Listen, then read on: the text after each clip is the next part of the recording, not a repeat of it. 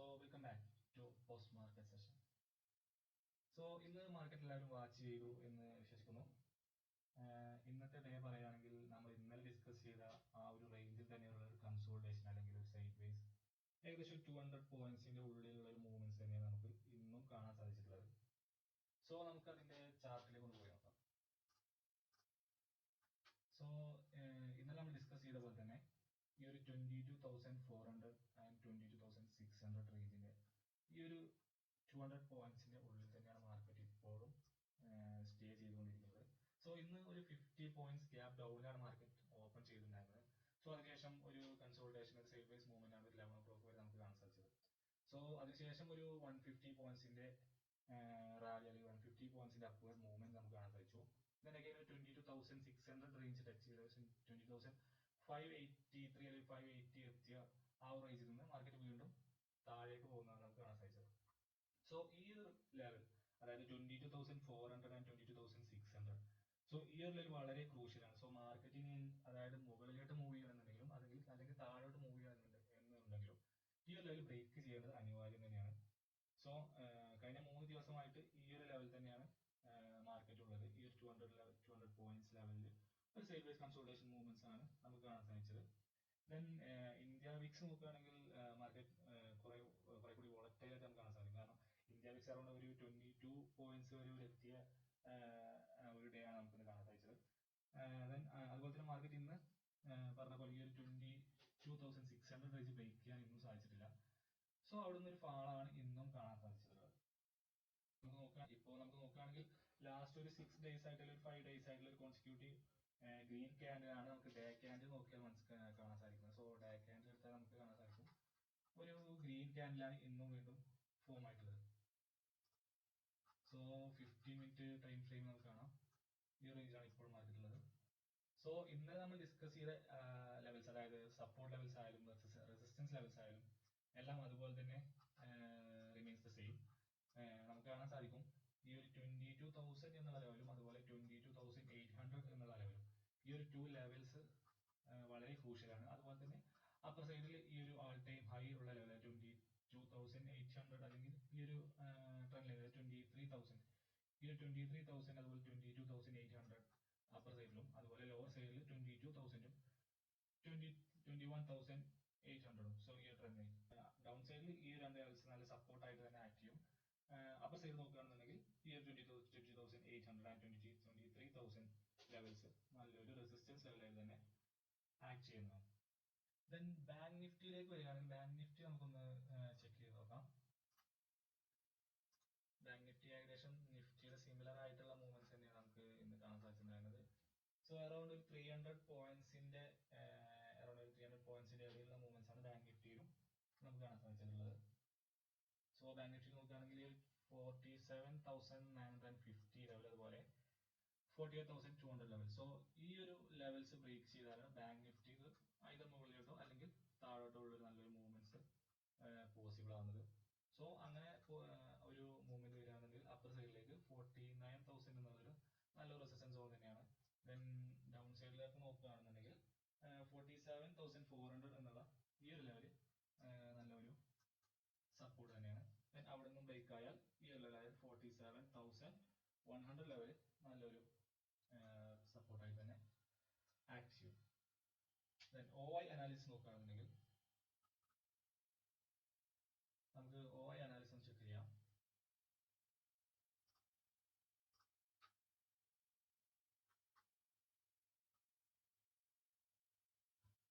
Then OI analysis നോക്കുകയാണെങ്കിൽ നിഫ്റ്റിയിൽ call സൈഡിൽ option call സൈഡിൽ നമുക്ക് കൂടുതൽ OI ബിൽഡപ്പ് ആയി കാണുന്നത് 23,000. സോ 23,000 3 lakh above OI ആണ് ബിൽഡപ്പ് ആയിട്ടുള്ളത്.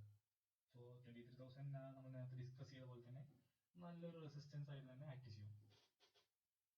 അതിനുശേഷം ഒരു 22,800 1,75,000 above OI ആണ് 20,800 ബിൽഡപ്പ് ആയിട്ടുള്ളത്.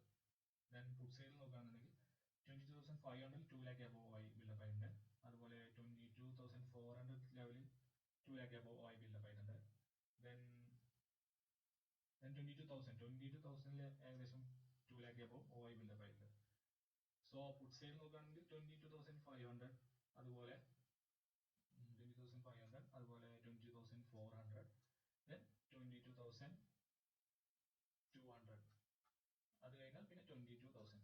സോ ഈ ലെവൽസ് ആണ് കൂടുതൽ OI ബിൽഡപ്പ് കാണുന്നത്. So OI and chart analysis നമുക്ക് ചാർട്ട് ഒന്ന് പ്ലോട്ട് ചെയ്ത് നോക്കാം, ഏതൊക്കെ ലെവൽസ് ആണ് നമുക്ക് വാച്ച് ചെയ്യേണ്ടത് എന്നുള്ളത്.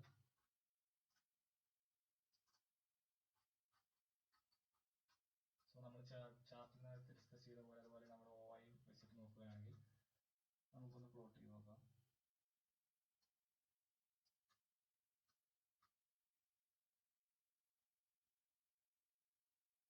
സോ അപ്പർ സൈഡിൽ 22,800 ഈ ലെവൽ നല്ല റെസിസ്റ്റൻസ് ലെവലായിട്ട് തന്നെ ആക്ട് ചെയ്യും. അതുപോലെ 22,500 ഈ ലെവലാണ് മാർക്കറ്റ് ഇപ്പോൾ ഉള്ളത്. സോ ഇതിൽ നിന്ന് ഐദർ മുകളിലോട്ടോ താഴോട്ടോ ബ്രേക്ക് ചെയ്ത നല്ലൊരു മൂവ്മെന്റ്സിന് ചാൻസ് ഉണ്ട്. ദെൻ ലോവർ സൈഡിൽ 22,000.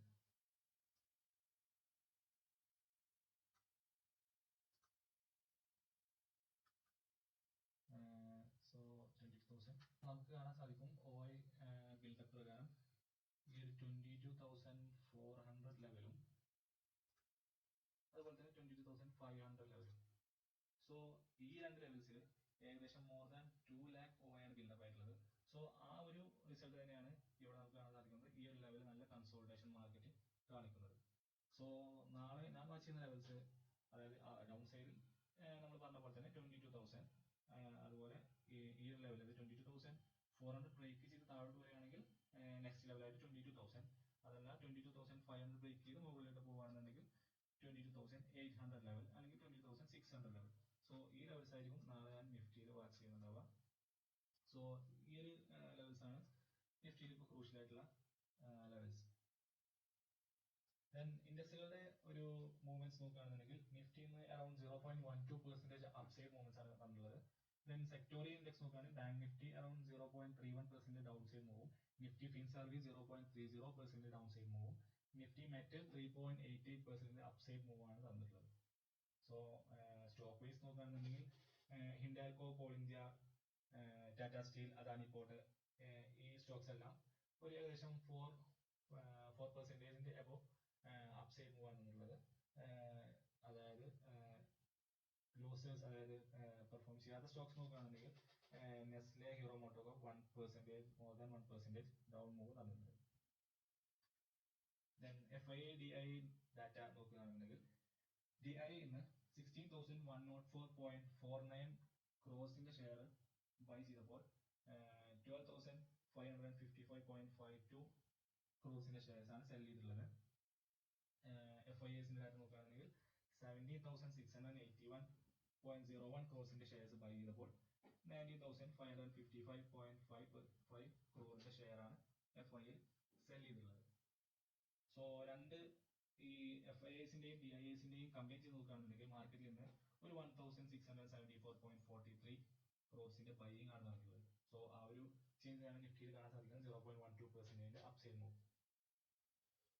ദെൻ നമുക്ക് ഈവൻസ് നോക്കുകയാണെന്നുണ്ടെങ്കിൽ അപ്കമിങ്, അതായത് നാളെ 22nd വെനസ്ഡേ ആയിട്ട് രണ്ട് പ്രധാനപ്പെട്ട ഈവൻസ് ആണ് നടക്കാനിരിക്കുന്നത്. അതായത് ഒന്ന് USA ഫെഡ് ചെയർ യെല്ലന്റെ സ്പീച്ചും അതുപോലെ കാനഡയുടെ ഇൻഫ്ലേഷൻ റേറ്റ് പുറത്തു വരുന്നുണ്ട്. സോ ഈ രണ്ട് ഈവൻസ് ആണ് നമുക്ക് വാച്ച് ചെയ്യുന്നത്. സോ കാനഡയുടെ ഇൻഫ്ലേഷൻ റേറ്റ് ഏകദേശം മാർക്കറ്റ് ഹൗസ് കഴിഞ്ഞിട്ട് 6 PM ശേഷമാണ് വരുന്നത്. ബട്ട് USA ഫെഡ് ചെയർ യെല്ലന്റെ സ്പീച്ച് അറൌണ്ട് 1:30 PM ആണ് നടക്കാനിരിക്കുന്നത്. സോ നമുക്കറിയുന്നത് പോലെ ഇലക്ഷൻ ഫേസസ് നടന്നുകൊണ്ടിരിക്കുകയാണ്. അതുകൊണ്ട് തന്നെ മാർക്കറ്റ് കുറെ കൂടി വോളറ്റൈൽ ആണ്. സോ ഇപ്പൊ നേരത്തെ നമ്മൾ ഡിസ്കസ് ചെയ്ത ഈവൻസ് നടക്കാനിരിക്കുന്നുണ്ട്. സോ ഇതൊക്കെ കണ്ടുകൊണ്ട് തന്നെ മാർക്കറ്റ് നല്ലവണ്ണം വാച്ച് ചെയ്തുകൊണ്ട് മാത്രം ഓരോ ട്രേഡ്സും ഇനിഷ്യേറ്റ് ചെയ്യാം. ഫസ്റ്റ് നമ്മൾ ഡിസ്കസ് ചെയ്ത പോലെ തന്നെ ഇന്ത്യ വിക്സ് മോർ ദാൻ 22 ഇപ്പോൾ നിൽക്കുന്നത്. സോ മാർക്കറ്റ് നല്ല വോളറ്റൈൽ ആയിരിക്കും, ഇന്ത്യ വിക്സ് സൂചിപ്പിക്കുന്ന പോലെ തന്നെ. സോ മാർക്കറ്റ് നല്ല വാച്ച് ചെയ്തതിനു ശേഷം മാത്രം ഓരോ ട്രേഡ്സും ഇനിഷ്യേറ്റ് ചെയ്യാം. അപ്പോൾ നമുക്ക് ഈ ഒരു next day trading market session കഴിഞ്ഞുള്ള പോസ്റ്റ് മാർക്കറ്റ് സെഷനിൽ വീണ്ടും കാണാം. Okay, thank you.